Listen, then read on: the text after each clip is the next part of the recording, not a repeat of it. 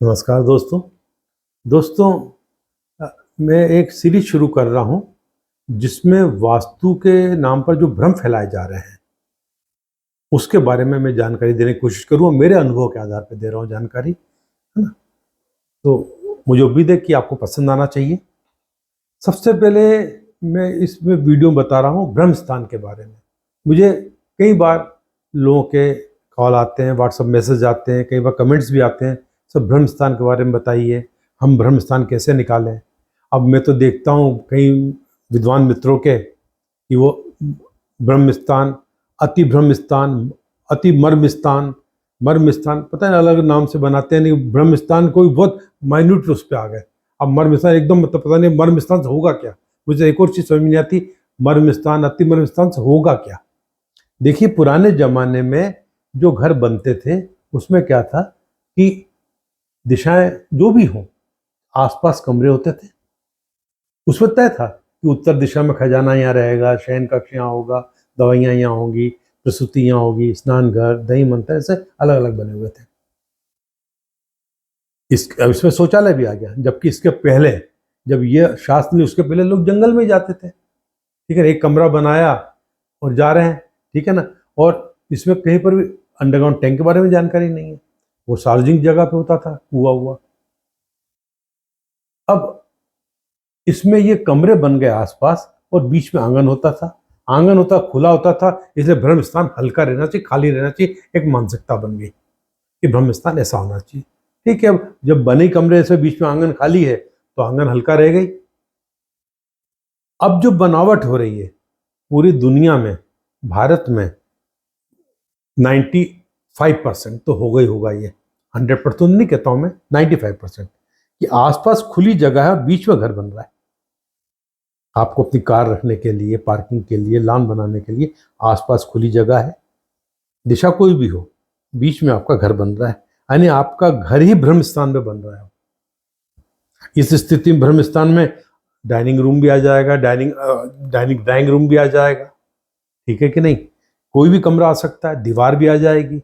ये भी क्लियर नहीं है कि अब ब्रह्म स्थान निकालें तो अब यहाँ देखिए ना, यहाँ जो ब्रह्म स्थान बन रहा है तो पूरे प्लाट का बन रहा है, बीच में आंगन है, तो ब्रह्म स्थान तो यहाँ आया। अब यहाँ पर ब्रह्म स्थान निकालते हैं तो पूरे प्लाट का निकालना है कि बने हुए घर का निकालना है, ये क्लियर नहीं है।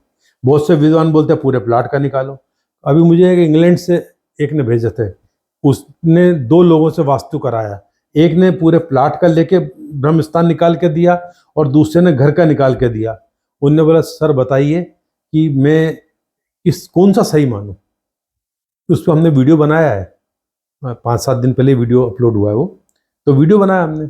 मैंने कहा जरूरत ही नहीं, वो दोनों गलत थे वो। ठीक है ना। तो देखिए, ब्रह्म स्थान के लिए बिल्कुल चिंतित होने की जरूरत नहीं है कि आज बनावट बदल चुकी है। आपका ब्रह्म स्थान, क्योंकि यहाँ भी ये था कि खुला था इसलिए ब्रह्म स्थान बोलने लग गए। और इसकी एक समस्या है, यदि यहाँ आपने खाली रख दिया, यहाँ आपने आंगन रख दिया, अब यहाँ दिक्कत थी, पुराने जमाने में दिक्कत थी। ये पूरा घर ऊंचा है, मतलब 1-2 स्टेप तो बनाएंगे ना, ताकि बरसात के पानी से बचने के लिए ये 1-2 स्टेप डाल के, यानी 1-2 फीट की हाइट देके आपने कमरे बना दिए सब लाइन से। कहीं दरवाजा रख दिया दिशा के हिसाब से, पूर्व में यहाँ रख दिया, उत्तर में यहाँ के रख दिया, दक्षिण में यहाँ के रख दिया, पश्चिम यहाँ के, तो 2 स्टेप चढ़ के घर में गए, अंदर आ गए और फिर अंदर आंगन है और फिर अपने कमरों में जा रहे हैं। तो ये ऊंचाई होने के कारण मध्य में गड्ढा बन गया। मध्य का गड्ढा वास्तुशास्त्र के ग्रंथों में लिखा है, सर्वनाश करता आर्थिक रूप से। इन्हीं ग्रंथों जिसमें जानकारी है उसमें ही लिखा हुआ है कि मध्य का गड्ढा सर्वनाश करता आर्थिक रूप से। राजा को भी जो है, राजा को भी लोन लेने के लिए, कर्ज लेने के लिए मजबूर कर देता है, ये शास्त्रों में लिखा है। अब यहाँ आपने ब्रह्म स्थान बनाया, ऊपर से ओपन रख दिया और यहाँ आपने गड्ढा बना दिया बीच में। और मैं देखता हूँ, मैंने कुछ मंदिरों में, उज्जैन में उदासीन अखाड़ा है,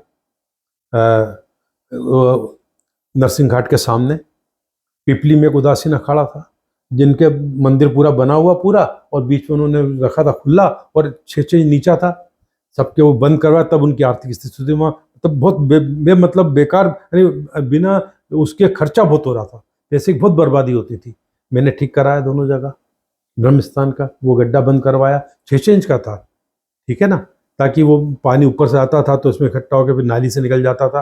वो बराबर करा, ऊपर छत तो डलवाई और बराबर कराया। को मध्य में तो आसपास सब कमरे बने हुए हैं।